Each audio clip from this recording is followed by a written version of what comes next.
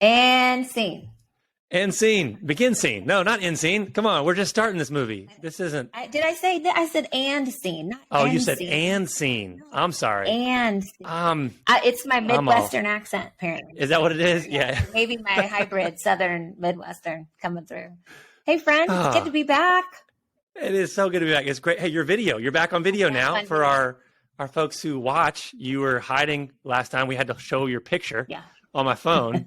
I was actually scrolling through my pictures the other day. I would take a picture of my kid or something, and I saw you waving. And I was like, I was really confused. Like, wait, why is, that's why. That moment. That's why. It was that moment. Yeah. Well, again, so I'm back, which is exciting to like see everyone. I don't know why I could see you guys last time. I just felt like I was like the kid at the kids table. No one, you know what I mean? I wasn't really part of the party. No. With technology, I often feel like the kid at the kids' table, and I'm the only person there. Everyone else has somehow figured out the internet and is eating with the grown-ups. Yeah. Well, how are you since the last time we got together? Now that I can in real life and all the things. How's it going? You know, we were joking a little bit about this offline, but have you ever had one of those days where it feels like you get whiplash because it starts one way and just takes a dramatic shift? Yes. That we usually record in the mornings for people who don't know that already. Today we're doing something in the afternoon because of our schedules. So I've actually got to, live some life before we hop on online. Day started out great. I got to hang out with my 3-year-old son who was not in preschool today. He calls it bear class, as I think I mentioned before. So I was getting to go take him on a nice walk. It was lovely. I feel like I was able to stay really present in the moment, just enjoying this beautiful day and weather. And then I am on the way to go grocery shopping, and I shop at Aldi's, which requires the quarter, So I was able to make change, put the quarter in my pocket. On the way, I was doing the math of like, okay, this needs to happen by this. Like you start going into like efficiency mode into your day. The quarter falls out of my pocket, down the side of the car. And for people who like watch the show The Office, where that scene where like Jim pranks Dwight by like pranking where his drawer to his office will open up just a little bit, enough to see what's in there, but you can reach your hand, but you can't grab anything. That was me struggling for 10 minutes in an Aldi's parking lot, trying to get the quarter out from underneath my chair of my car. And I was like, all the Zen was just poof out of the room. Yeah. Out of the lot. I got it back. I'm working on it. And I think this conversation, seeing you, our guest today, this is great. We're not going to let that quarter steal your joy. It's not. Moral of the story, next time just break $1 and have 3 backups, right? Like, what am I doing? Why am I living life on a razor edge like that and just doing just so much rides on that one quarter? I don't know what I'm doing.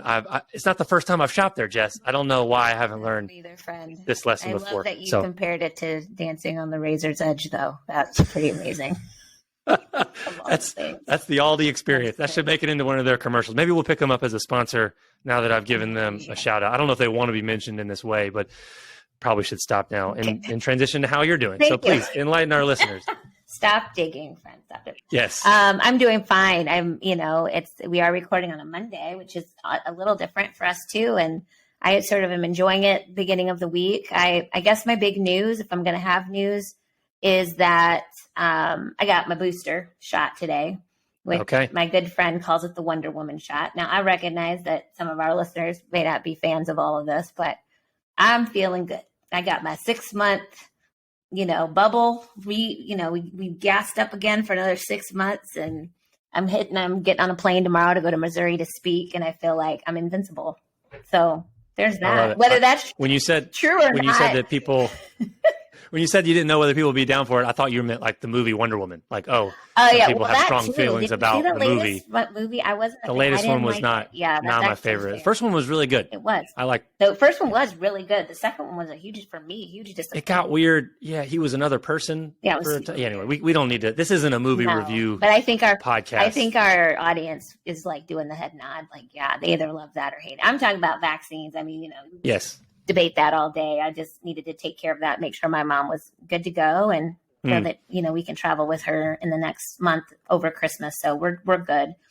And that's my update. Nothing new. Nothing. That's all that was really fit to report since the last time. So I guess it's slow going here this holiday season.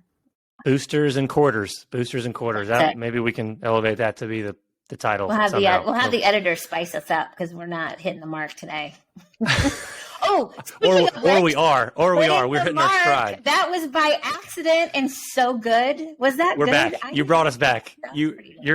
I think you're carrying the team today, Jess. You're being humble. I think you're helping me contain the mess that is my day. Listen, so I think the universe conspired in our favor in that one moment. And so the reason why we're saying that for our audience is that our guest today, our guest's name and author is Mark Charles. So we are hitting the mark because we have Mark with us. I know. So good. So good. So good. And I'm excited to have Mark with us kind of like on the fly here. Rob got real excited. He was reading, has had his book and was reading excerpts of it just recently again and reached out to me and was like, hey, I really want to unpack this. I really want to talk to this author. Let's rock and roll. And so here we go. Mark was amazing and responded right away. And so we were able to book this interview kind of last minute and perfect timing, I think, for just season 3 as we talk about all the things, right? We're talking about friendships, and we're talking about transformations, and we're talking about community. And so here we have Mark Charles. And so I'm going to do the bio. I have not read this book yet. So for our audience, this interview is just as much for you as it is me. Because I'm going to be learning a whole lot. So, Mark, I see you, friend, because we're on YouTube, so I can see you. Can you hear us? Yes, I can. Perfect. Well, welcome. Thanks for being here. Welcome to the Just Podcast. We're grateful that you made time as quickly as you did to engage with us and our audience on your book. Well, thank you. It's great to be here with you. If I can, I'd like to introduce myself briefly, traditionally. Amazing. Perfect. Thank you. So, Yate, Mark Charles Yinashia, Sin Bake Dana initially, the Tohiglini Basichin, Sin Bake Dana Dashache, the Totochini Dashanella. In our Navajo culture, when we introduce ourselves, we always give our 4 clans. We're matrilineal as a people, with our identities come from our mother's mother. So my mother's mother is American of Dutch heritage. And that's why I say Tsin Bake Dina. Loosely translated, it means I'm from the wooden shoe people. These are the Klompen of the Dutch people. My second clan, my father's mother, is Tohiglini, which is the waters that flow together. My third clan, my mother's father, is also Tsin Bake Dina. And then my fourth clan, my father's father, is Totochini, and that's the Bitterwater clan. It's one of the original clans of our Navajo people. I also just want to acknowledge I'm speaking to you today from what's now known as Washington, D.C., but these are the traditional lands of the Piscataway. So the Piscataway, they're the nation that they were living here, hunting here, farming here, fishing here, raising their families here, and burying their dead here long before Columbus got lost at sea. And they're still here. I've had the honor of meeting some of the Piscataway. I've been welcomed to these lands by the Piscataway. And I want to just state how humbled I am to be living on these lands today, and how deeply grateful I am for the stewardship of these lands that the Piscataway have done for tens, even thousands of years. Thank you. Thank you. Well, thank you for honoring your family, your heritage, the tradition that you represent. That was beautiful. So for our audience, now you see why we're in for a treat, right? We're in for a treat. That was the lovely introduction. Mark is a dual citizen. And you're catching this, I'm sure, in his introduction. He's a dual citizen of the United States and of the Navajo Nation. Mark's also an activist. He's a public speaker, consultant, author, reformed pastor, it says, right? And co-author of Unsettling Truths, which is the book that Rob, which sort of kicked this off. So Unsettling Truths, the ongoing dehumanizing legacy of the doctrine of discovery. And Mark also regularly contributes as a correspondent for Native News Online and a journalist for the Wireless Hogan, Reflections from the Hogan. And as you heard in his introduction, son of an American woman and Navajo man, Charles teaches and speaks to the complexities of American history regarding race, culture, and Christianity. So Mark, again, thank you so much for joining us. So curious, you got my curiosity piqued. Why don't you give the sort of your version, tell us your story and what has led you. And that, I know that's loaded. For those of you who are not watching YouTube, you're missing a treat. You've got to watch us on YouTube because you get the reactions on these questions. He's like, really, Jess, it's going to take all day. But tell us give us the abbreviated, but tell us your story and what led you to the work that you're doing now. Yeah. So, I mean, there's so many ways I could go, right? Well, I'm a dual citizen of the U.S. and the Navajo Nation. My mother is American. My father is Navajo. And I identify not as someone who's half, but as someone who is both. And so I am Navajo. I am Dutch. I am American. And I grew up in the Southwest near Gallup, New Mexico, which is a border town to the Navajo Nation. And my grandparents were working as translators at a mission there that was founded by the Christian Reformed Church in the early 1900s. My grandfather was working as a translator for the early missionaries. And my mother was on her way to, she was a nurse, and she was actually on her way to Africa to work in the mission field in Africa. And she stopped at Rehoboth for some training, which was the mission compound where my father lived with his parents. He had just gotten out of the Marines. And so she was there for a few months of training and met my dad and never left. So they ended up getting married in the late 60s. This is when, before it was even legal federally to marry interracially. Right around, that actually just became legal in the mid to late 60s. And my parents were married soon after that. And so I grew up there. It was this mission compound it was a hospital. It was a boarding school. It was transitioning to a day school, and it was this compound for the mission agency. And so I would tell people I grew up in a Dutch ghetto just off of the Navajo Nation. And so mostly it was Dutch people living at Rehoboth, missionaries and supporters of the missionaries. There were a few Navajo people like my family, like my grandparents and some other relatives I had who worked for the mission. But it was a Dutch ghetto. And then after I graduated from Rehoboth Christian School, which was in the process of transitioning from being a boarding school, which was a forced assimilation tool used by the government and the churches to assimilate Native Americans to Western European culture. The actual mantra was to kill the Indian to save the man. And it was transitioning from a boarding school into becoming a day school. So I was there as a day school student. There were others there as boarding school students. And then I went to college in Southern California at the University of Los Angeles, University of California in Los Angeles at UCLA. And that's where I would say I grew up as a Christian school, Christian family, but it was in college where I began to kind of own my faith. I often talk about it where Jesus went from being my luggage to being my Lord. Wow. And so I definitely began to own my own faith. Also began to understand more and learn more about my own Navajo culture. I did a lot of independent studies and research. I fulfilled my language requirement by taking Navajo at the University of New Mexico. I did studies into Navajo time perception and Navajo history and things like that. And then afterwards, I worked for a Christian fellowship that worked specifically with Native students in the Southwest in Albuquerque. I'll pass through all of that. There's a bunch of other things that happened in there, but I got married to a friend, a woman who I met at UCLA, my wife, Rachel, and we ended up living back at Rehoboth in New Mexico. And I was coaching at the school, I was working at the hospital, and I was preaching and leading a small group ministry at the church. So I was kind of doing everything that was involved with that mission compound. And I got called to pastor a church in Denver called the Christian Indian Center. Okay.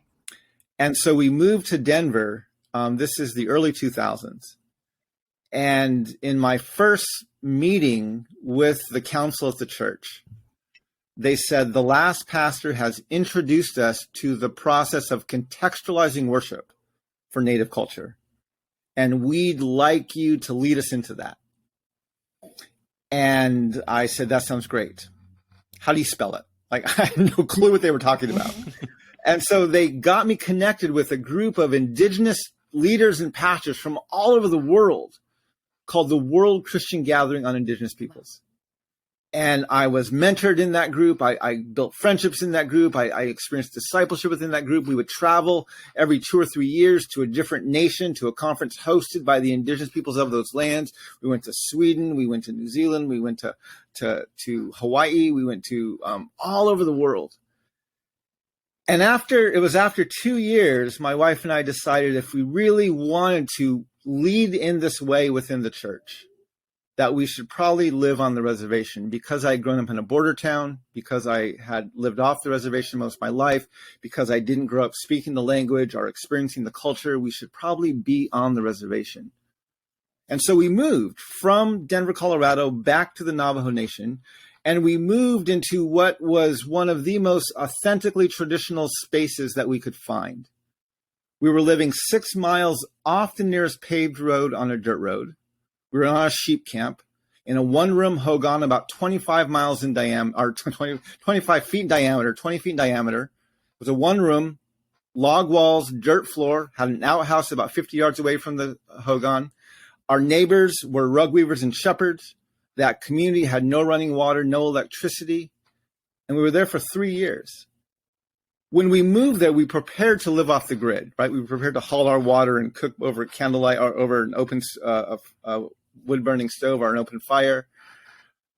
But what we weren't prepared for was how marginalized that community was. Mm. It literally felt like we dropped off the face of the earth. And we quickly learned that one of the only groups of non-natives who come to Indian reservations are those who come to take our picture, are those who come to give us charity. Almost no one comes for the sake of actually getting to know us as people. And while I'm there, I'm experiencing this marginalization. I'm learning more of the history. I'm witnessing the historical trauma of my people. And I can feel myself becoming more and more both angry, resentful, and even insecure. Yeah. And as I'm trying to talk about this with my non-native friends over the phone, again, because they're not coming to the reservation, I find myself every time it comes up becoming increasingly angry until I have to either shut my mouth or hang up the phone so I don't yell at my friends. So I try disconnecting myself. I try talking about it like I read in the newspaper, which allowed me to stay engaged longer. But then my friends would become defensive. We didn't do that to your people. That wasn't what we were doing. And soon they would hang up the phone. And I was sitting down one day and I was frustrated because I didn't know how to articulate how I was feeling in a way that drew people into the dialogue. And I was writing a letter to my friends. This is like the 10th time trying to get them to understand how it felt to live on an Indian reservation in the middle of our country. And I said, it feels like our native communities are this old grandmother who has a very large and very beautiful house. And years ago, some people came into our house and they violently locked us upstairs in the bedroom. Today, our house is full of people. They're sitting on our furniture. They're eating our food. They're having a party inside our house. Now, they've since come upstairs and they've unlocked the door to our bedroom, but it's much later. We're tired, we're old, we're weak, we're sick, so we can't or we don't come out. But the thing that hurts us the most, that causes us the most pain, is that virtually nobody from this party ever comes upstairs. Sticks out the grandmother in the bedroom, sits down next to her on the bed, takes her hand, and simply says, thank you. Thank you for letting us be in your house. I wrote that and I said, that's it. That's how I'm feeling. I started sharing that with both people in our community as well as non-natives living off the reservation. People in our community affirm me for articulating clearly how it felt to live there. And people off the reservation would come to me and they'd say, how do we say thank you? How do we express gratitude to the host people of these lands? Now we're having a very different dialogue. Now, instead of talking about victim versus oppressor, we're talking about what I think is the essential piece of the problem, which is we have this reversal of roles. Where the United States of America, that likes to call itself incorrectly a nation of immigrants, right? Most of those, hundreds of millions of those immigrants are here from Europe. And they're living here like they own the place. Even though they're here without documentation, without treaty, and without permission of the indigenous peoples of these lands. And our native peoples were put on these reservations and are treated as unwanted guests in someone else's house. And we have to reverse those roles. I want our nation to understand in some very real and practical ways they are guests in someone else's house.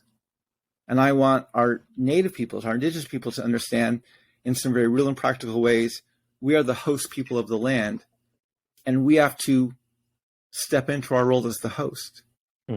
So that's an introduction both to some of my story as well as to my work, because that is very much what my work is about trying to do, which is how do we have this dialogue? How do we wrestle with this history? How do we create a healthier community so that we can actually move forward?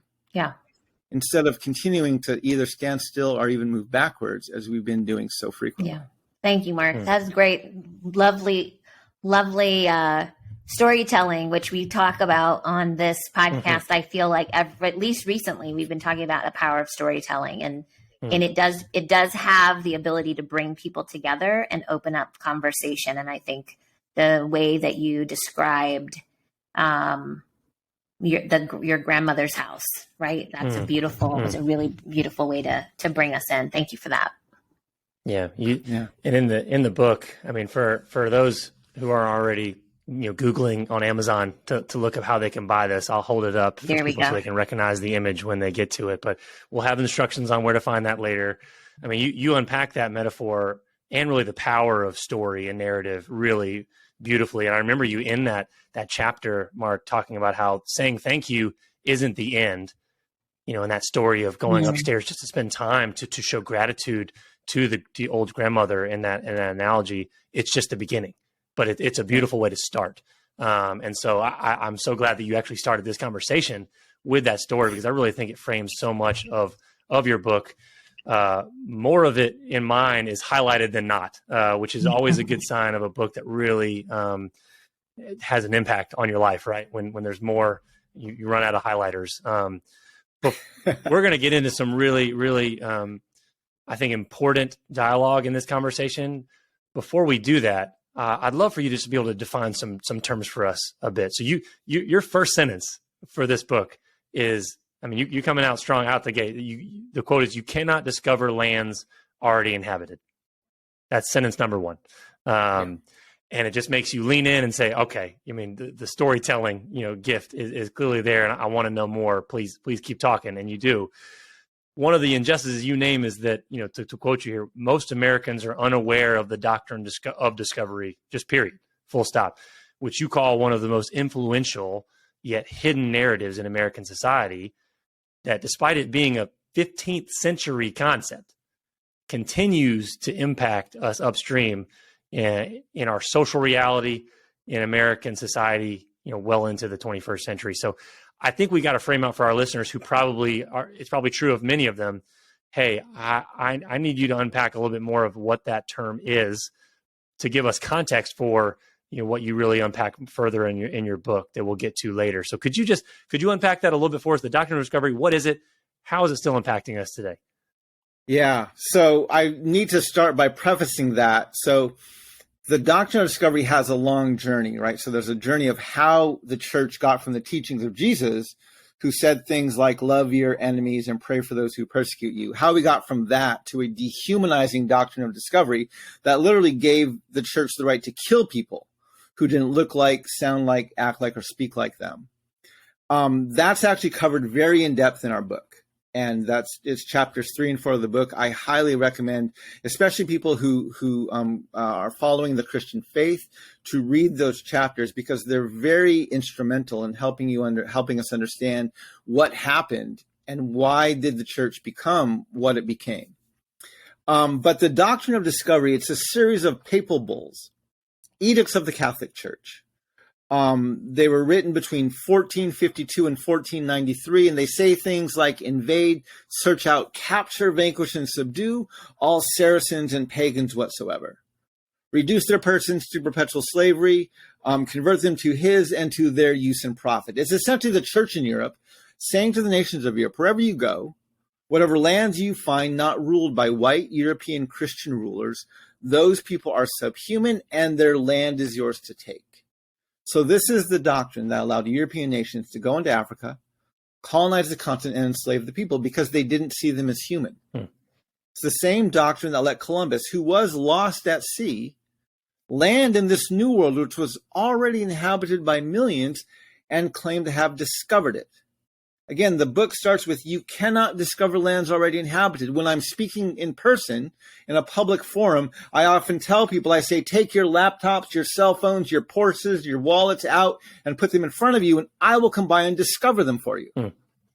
Clearly, I can't do that, right? That's stealing. The fact that we call it discovery reveals the implicit racial bias, which is that, well, these beings who are here aren't fully human. So the doctrine of discovery, as we lay out actually in chapters 3 and 4 very clearly, is a white Christian male supremacist doctrine that is literally the fruit of a church that has prostituted itself out to the empire.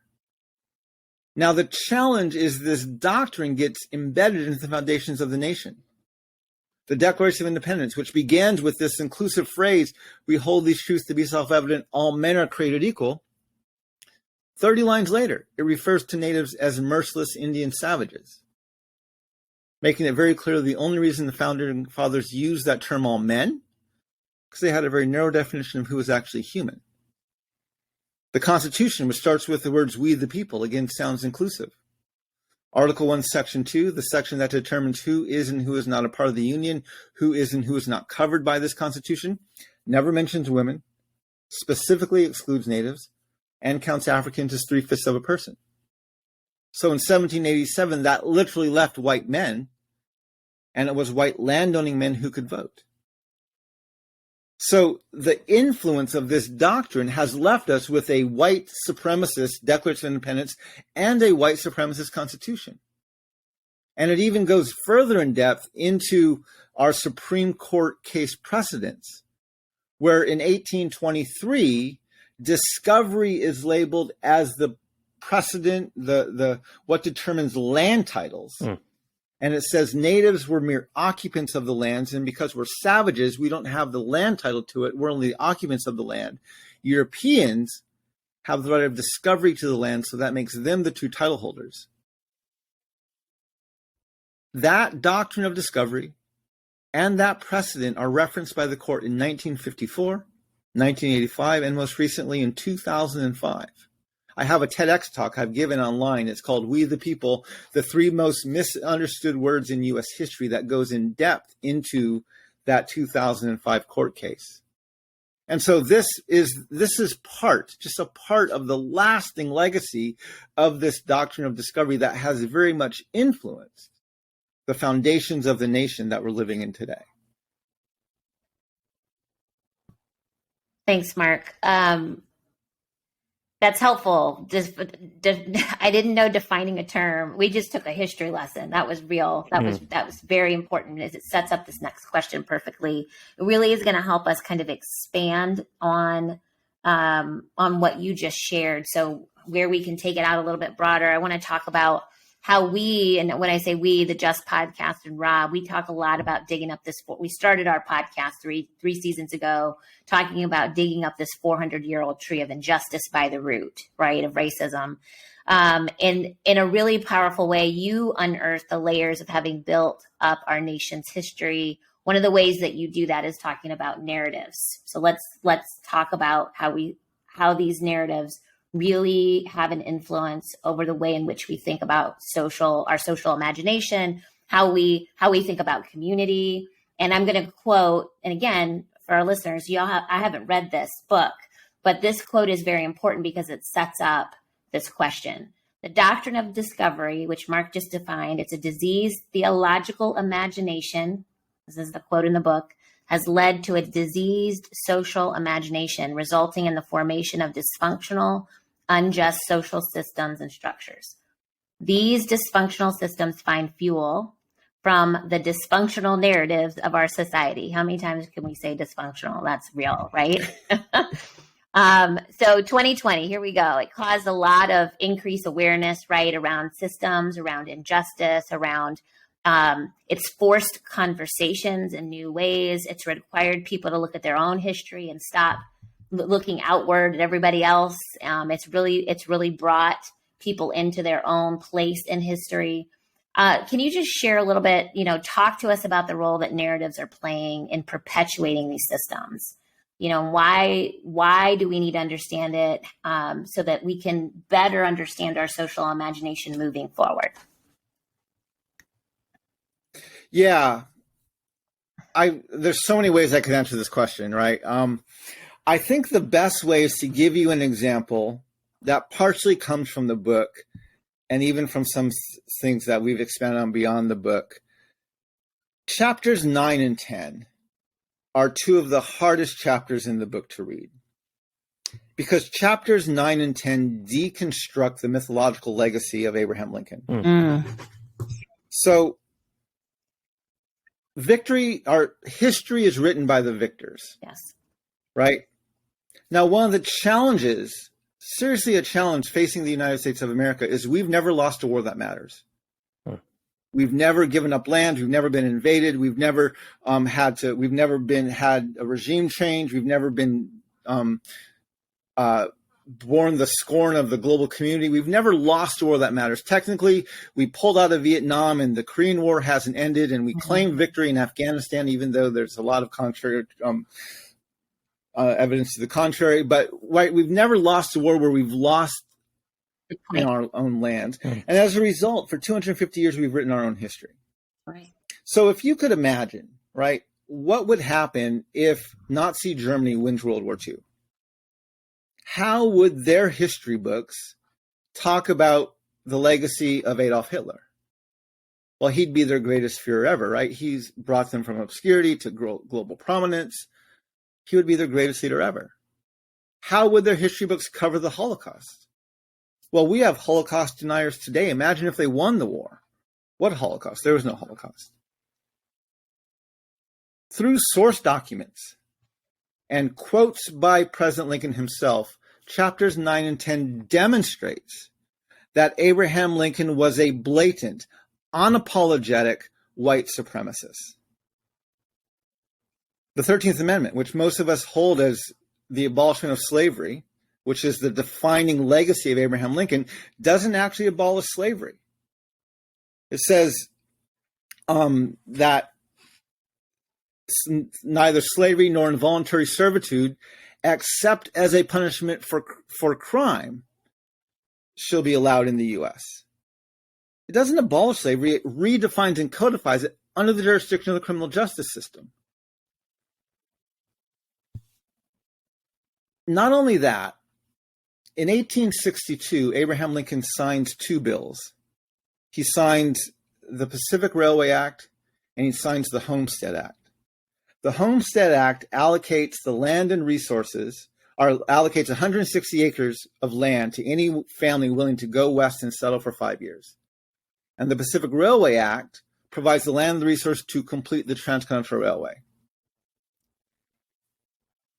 Within 2.5 years of signing that bill, after the Bear River Massacre in Utah and Idaho, after the removal of the Dakota and Winnebago from Minnesota, after the Sand Creek Massacre and removal of the Cheyenne Arapaho from Colorado, and after the Long Walk, which removed the Navajo and the Mescalero Apache from the New Mexico Territory, Abraham Lincoln has literally ethnically cleansed a majority of the tribes from the three primary routes of the Transcontinental Railway, making him not only a blatant white supremacist, but one of the most genocidal presidents in our nation's history.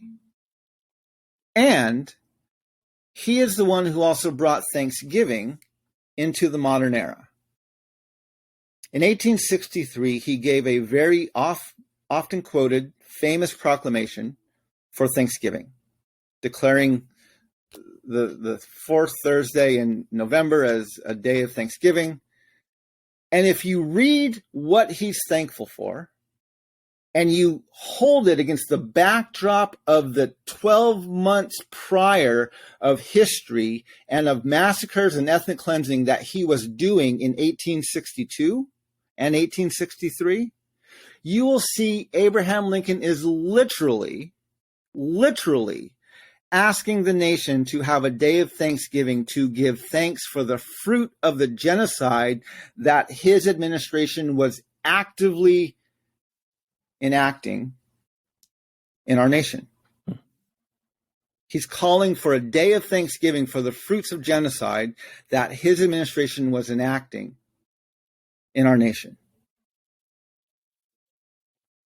And this is where we talk about this diseased social imagination that comes upon this diseased theological imagination, right? The notion of a manifest destiny. And so much of our history is rooted in the United States of America co-opting Old Testament Israel's legacy of promised lands.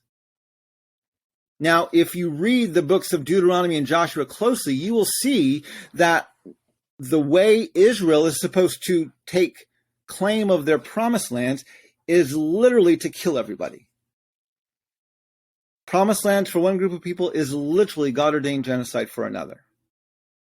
And so when our nation claims a manifest destiny, when it claims they are a city on a hill, when it claims they're going to rule these lands from sea to shining sea, they not only are claiming dominion over the totality of Turtle Island, but they are giving justification for committing genocide.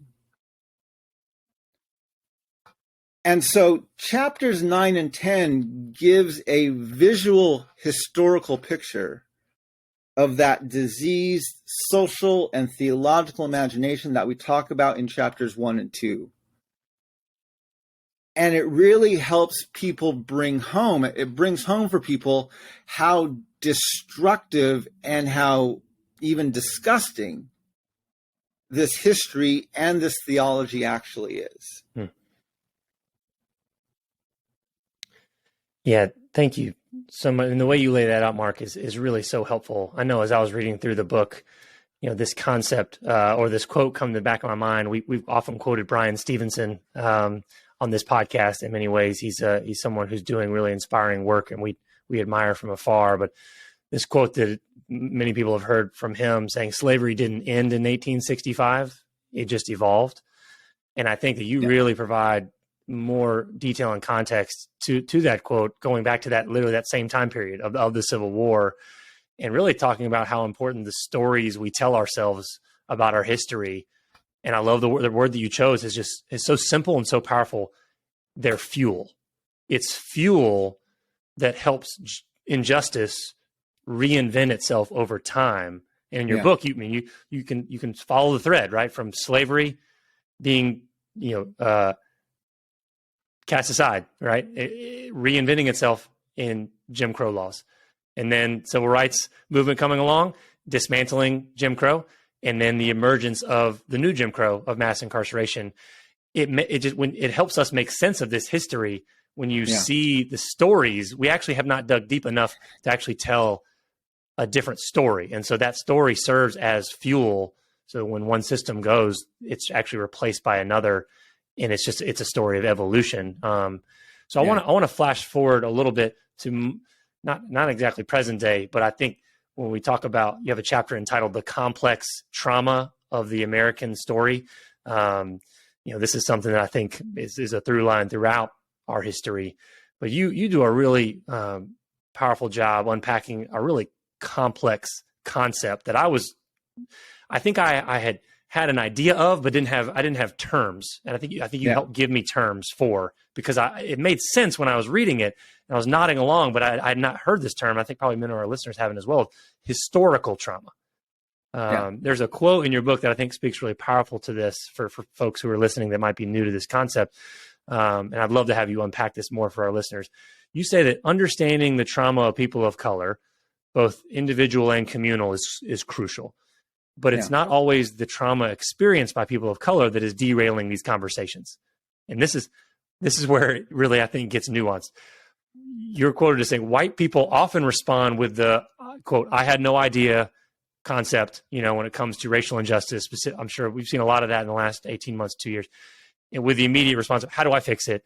These quick, impulsive responses that reveal, in your words, a classic signs of trauma for white people that have been experienced by them but never addressed. And so you ask this question: could whites, even as perpetrators and beneficiaries of trauma inflicted upon people of color, also experience a trauma that is distinct from the trauma experienced by people of color. And white people could not perpetuate 500 years of dehumanizing injustice without traumatizing itself. Yeah, so chapter 11, which goes in not only to my own personal story of trauma, but talks about the trauma that our nation experiences out of this history, is very, very pivotal. And I would say crucial to the way that I do my work and the way I'm trying to move our nation forward. So I'll just give a brief synopsis of this. So most people, when they think of trauma, they think of PTSD, which is a post-traumatic stress or even a post-traumatic stress disorder. It's an individual diagnosis for someone who's experienced a single horrifying event.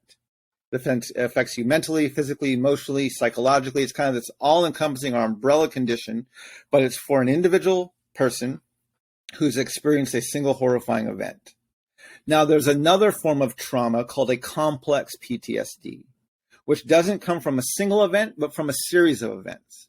So if you can get PTSD from being assaulted, you can get complex PTSD from living in an abusive relationship.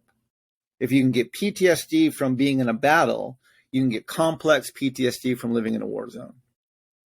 And so psychologists have observed that complex PTSD, its symptoms can be passed down generationally. They've actually experienced or witnessed the symptoms of a complex PTSD in the children and grandchildren of the people who experience the complex trauma. Now, the third trauma, historical trauma, is not an individual diagnosis. It's actually how psychologists understand the dissatisfaction that exists in a broad community. They first observed it in Native communities after our history of boarding schools. You can also see it in African American communities after Jim Crow and segregation and even enslavement. You can see it in Japanese American communities after the history of internment camps. You can see it in Jewish communities after the Holocaust. You see it in all these different communities, and I like to refer to historical trauma as the multi-generational communal manifestation of a complex PTSD, if that makes sense. And so by educating myself and ourselves on these traumas, it helps us move this work forward, right? If I understand the historical trauma as well as the PTSD and the complex PTSD of the African American community, when I talk to African American audiences, I can be aware of what's going to trigger them and how to best walk my way through that. The same thing with Native audiences and so on and so forth. But again, the biggest challenge is it's not these marginalized audiences that are disrupting this conversation. It's white people. And after I've been lecturing on this history for over a decade. And early on, for a few years, before I understood how trauma was working and affecting people, even through my lectures, after each lecture, I'd have a line of people in front of me. One was a line of people of color, and they were giddy almost. Like, I didn't know the names, I didn't know the dates, but I knew it was that bad. And you just verified and confirmed it for me. Thank you for enlightening us with this. And then I'd have a line of white people, and their faces were just blank, almost like a sheet. And they would stand in front of me, and they would just look like a deer in the headlights. And I had no clue the history was that bad. And then immediately they would say, "Tell me how to fix it." And as I talked to these white people, I saw something very familiar, and I couldn't place my finger on it. And I was certain I was observing trauma, but I couldn't place my finger on it until I recognized that I was seeing in white people very much the same reaction, the traumatic reaction I had after a car accident that I was involved in when I was a senior in high school. And I started telling some of my colleagues that I said, I think I'm observing trauma in white people regarding the unjust history that they're standing on. And there was no category to put that in until I came across this book by Rachel McNair.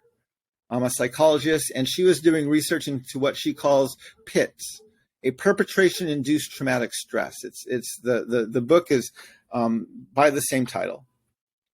And she identifies PITS as being like PTSD in almost every way, except if PTSD afflicts the victim of a horrifying event, PITS would afflict the perpetrator.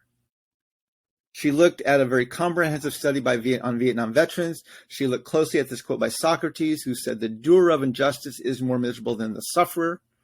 She talked about it as a psychology of killing. If the state gives people a license to kill, soldiers, police officers, executioners, if you have a license to kill within your society, what does that do to you psychologically?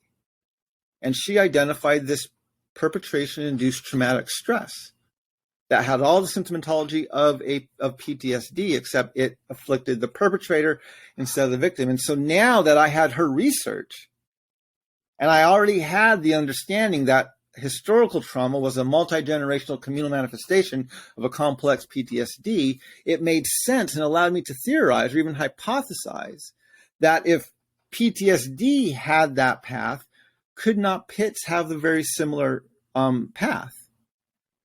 And could it be that there was a multi-generational communal manifestation of a complex PITS that was causing the multi-generational and communal trauma that I was observing in white people?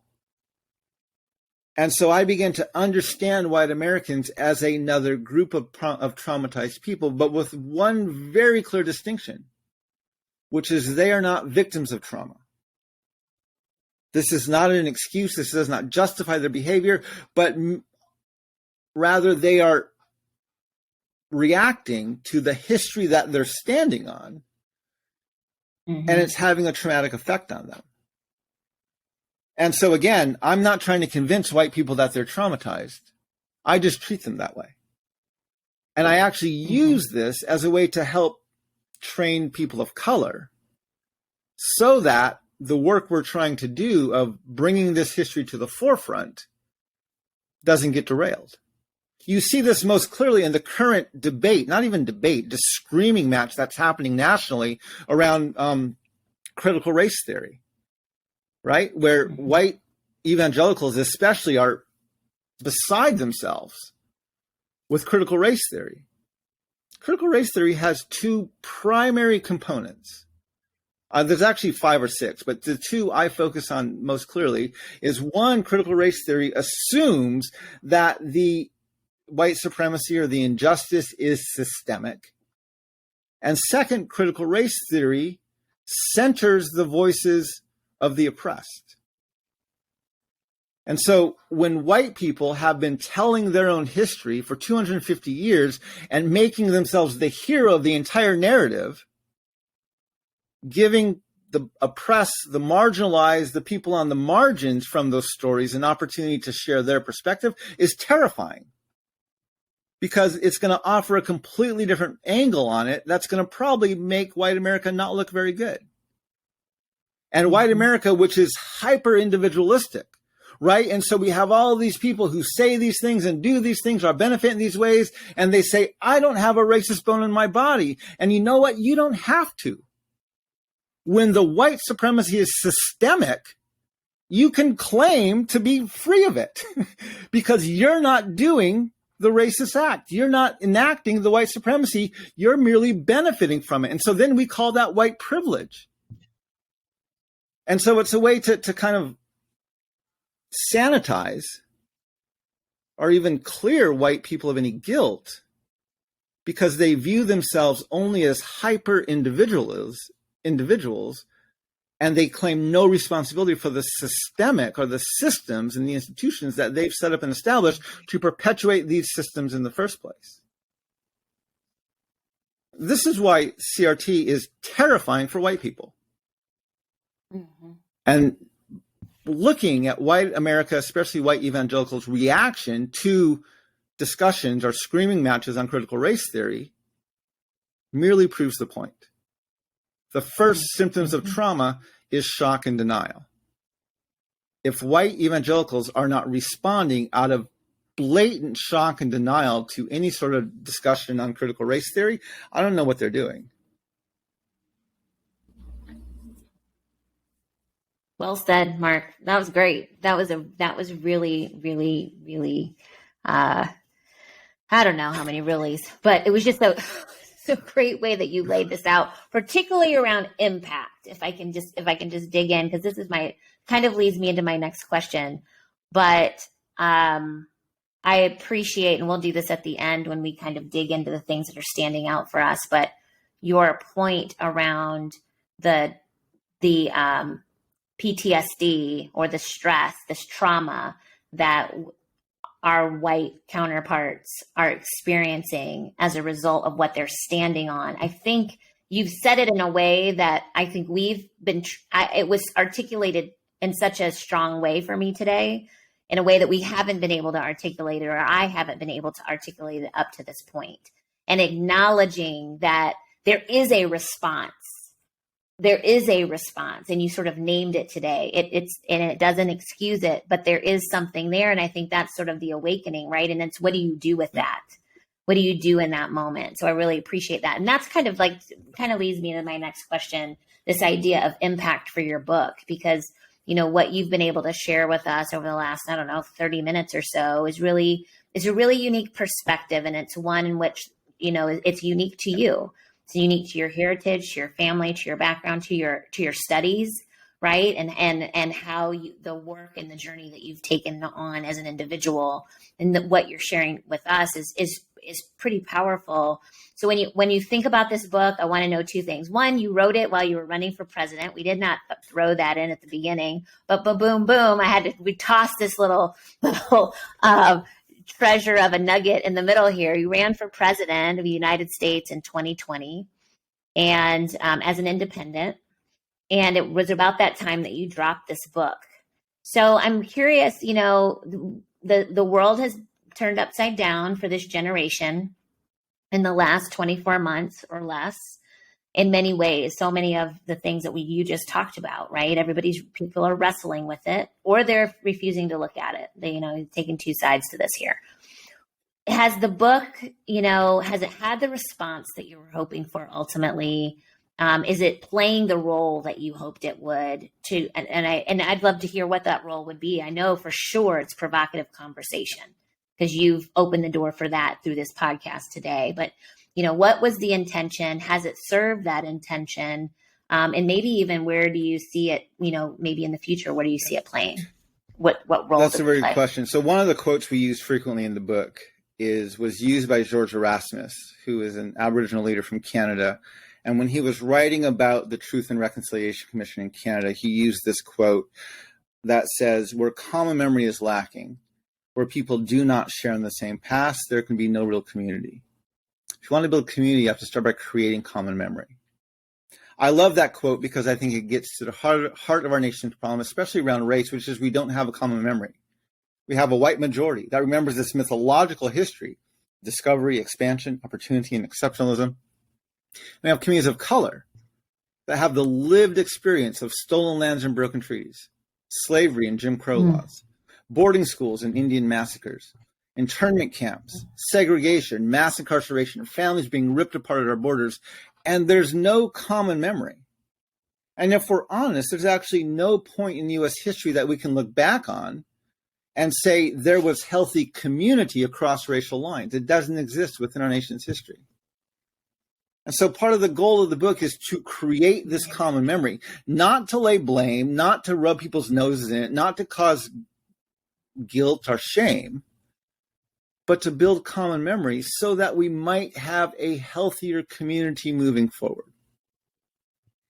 Now, the book, for a first-time author, I have a great co-author, Sing-Chan Ra, who has written many other books before this, and it was a joy to write this book with him. I highly encourage people to look up his writings. His two biggest books before this one was The Next Evangelicalism, as well as Prophetic Lament. And he is a dear friend, and I was a fantastic co-author. When this book came out, over the past 2 years, it's been on the market for just about 2 years now. We've sold about 20,000 copies, which is nothing to scoff at, right? I mean, that's a decent amount of sales for a book. It's not New York Times bestseller. It's not National Dialogue era, but it is being well read. And I would say it's addressing some very good, or stimulating some very good conversation. I'm on podcasts almost weekly, if not even multiple times a week, talking about the book, being asked to speak about it and things like that. And so it's generating some good dialogue, but it hasn't reached the national conversation yet. And that's really the goal for the book. Is one of my visions, both from this book as well as in my campaign, is I am convinced the United States of America needs a national dialogue on race, gender, and class. It's a conversation I would put on par with the Truth and the Reconciliation Commissions that happened in South Africa and Rwanda and in Canada, but I would not call ours Truth and Reconciliation, because reconciliation implies there was a previous harmony, which isn't accurate. I would call ours Truth and Conciliation, and I think we need one sooner rather than later. So that's the goal of the book, is to have this national dialogue. And while I'm extremely grateful and pleased at the way it's generating dialogue within certain pockets around our society, I very much think it still has the capability to, and I would love to see it begin to generate much more national dialogue. I was actually hoping, and we didn't even plan it this way, but I was hoping that because it came out in the middle of my campaign, it would get more national press, but that didn't happen. And so I'm actually working with some people right now to strategize what can we do, even in this next year, to move this book out of kind of my and Sung-Chan's organic social media platforms and into much more of a broader national context. And so our first year, we sold about almost 10,000 books, 9,000 copies of the book. Our second year, we sold a little bit over 10,000 copies of the book.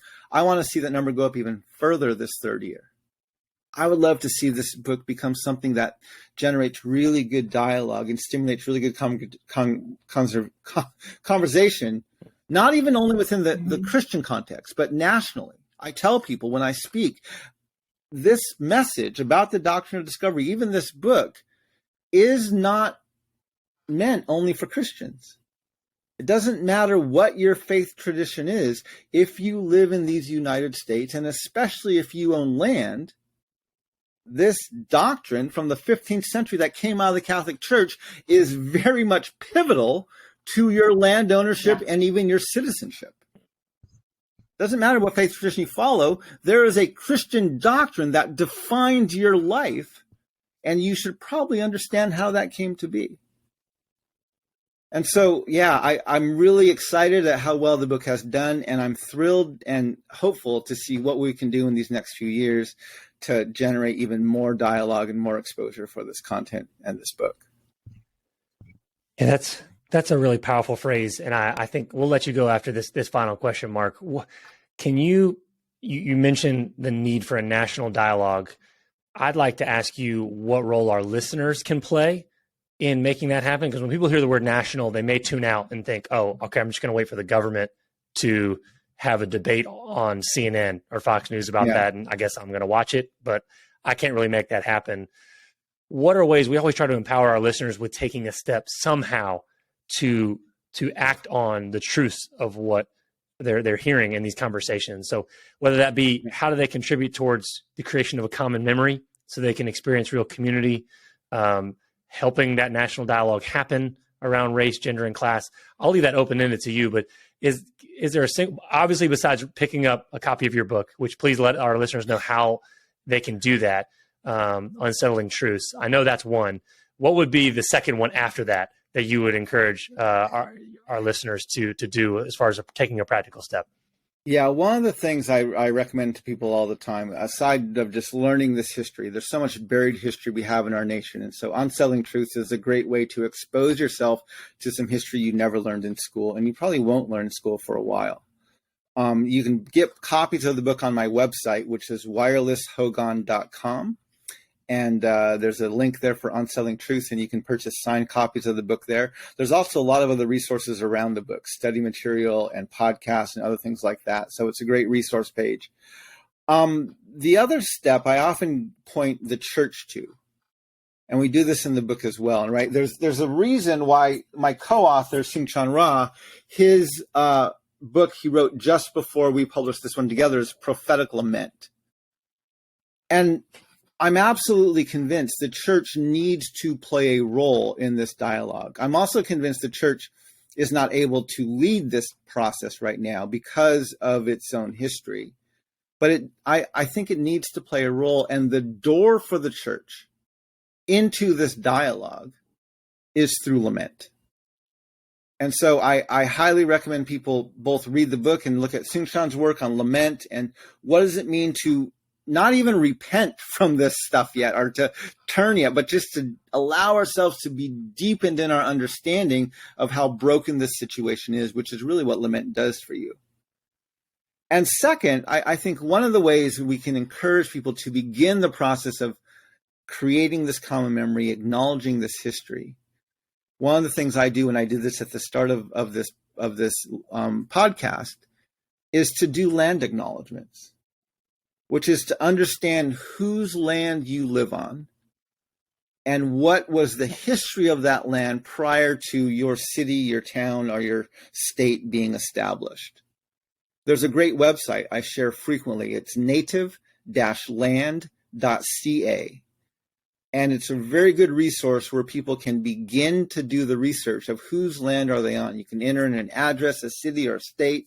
It will give you the history, what treaties were signed there, what languages were spoken, and what people are indigenous to those lands. It's not the only authority, but it's a very good place to begin your research on this information. And I encourage people to become familiar with the story of the land that you're living on. Right, this past month in October, we had a dual holiday of Columbus Day and Indigenous Peoples Day on the same day. The White House even gave two proclamations, a Columbus Day proclamation and an Indigenous Peoples Day proclamation. And the irony of that is back to the first chapter of the book, which is you cannot discover lands already inhabited. Right, our nation, which claims this legacy of discovery, that legacy implies there was nobody here. And so to counter that narrative, we need to begin to acknowledge the people who were here prior to that, and even to own some of the history that we're standing on, so that our cities, our states, our towns, our schools, our churches, even our homes could be built. So that's another very good and practical way that you can begin not only educating yourself, but acknowledging the history of this land that most Americans are completely unaware of. That's great. Perfect. Great tips for us. That last one especially, I wrote it down. I'm going to be, and then we've done a little bit of that here, but I love this. And so I've moved around quite a bit. So I think I'm going to take a little journey on my 45 years of being here in the U.S. and in several different states of where I actually was. So I appreciate Mark, that. Thank you. Thank you just for spending the time with us today to, I think the timing of this conversation, here in this month, ahead of the Thanksgiving holiday, and really leaning into, like you said in the book, literally the unsettling truths. I think this is a really powerful time, and would really encourage our listeners to pick up a copy of your book, go on his website, do this work that he's encouraging us to do, and really be a part of the creation of this common memory. Because I think you put a really compelling vision out there in your book of what it could look like for us to really to pursue that together. But it's going to take work, and it's going to take pushing past some discomfort, and you're going to have to fight for it. And I think that you've given us the pieces to be able to do some of that work. And so I'm just really grateful that you've taken the time to be with us today, and that you've honored us with sharing part of your story and your wisdom. Well, thank you. It was a pleasure to be with both of you today. I thank you for engaging this dialogue. If people want to follow me online, I'm Wireless Hogan on most social media platforms. I have a verified account on Facebook. I'm also on Twitter and YouTube and Instagram. I have a lot of video resources out there that I've written and that I've produced on my YouTube channel and my Instagram TV. And so there's a lot of ways that you can begin to dive deeper into some of these points we've been discussing today. And, this is Native American Heritage Month. And so I encourage people to use this month as a springboard to kind of educate yourselves and dive deeper into understanding some of the history of our nation and what it is we're standing on and what we can do to create a common memory and move things forward in a better way. Awesome. Thank you so much, Mark. Thank you. You're welcome. You take care, and I look forward to having some conversation more in the future. So, Akaha, Hakona, and as I always say, walk in beauty, and may we learn how to walk in beauty together. Thank you. Thank you, friend.